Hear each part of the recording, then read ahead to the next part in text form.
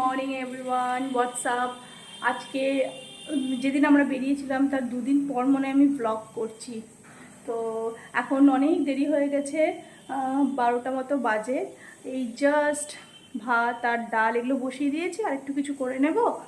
আর আর দেখি রাত্রেবেলা ঘুগনি করব, ওই জন্য ওখানে মটর ভিজিয়ে রেখে দিয়েছি। আর আজকে আমার হাজব্যান্ডের জন্য আর সেরকম কিছু করতে হয়নি, বা লাঞ্চের জন্য কিছু করতে হয়নি, কারণ ওর দুদিন ট্রেনিং।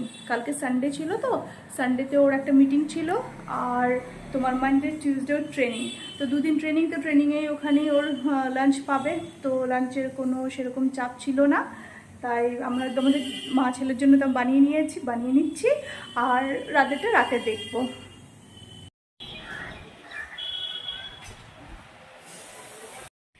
ওয়েদার একটু ভালো হয়ে গেছে, একটু জাস্ট।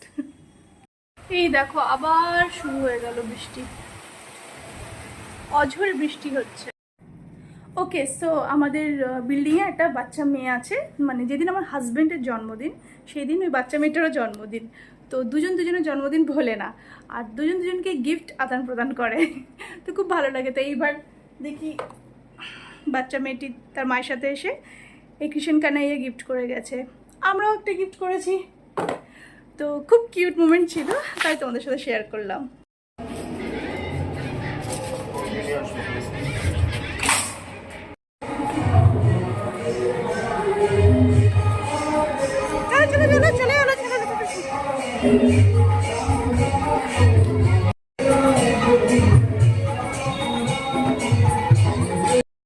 ওকে, তো হয়ে গেল 1 ঘন্টা মতো এরকম হয়ে গেল।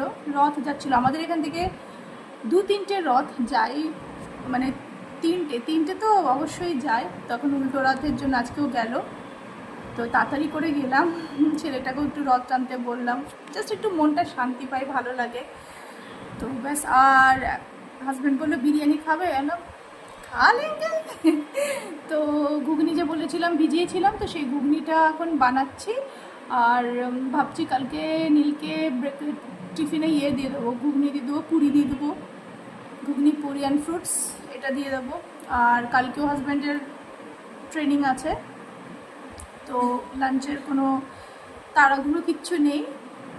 আর ব্যাস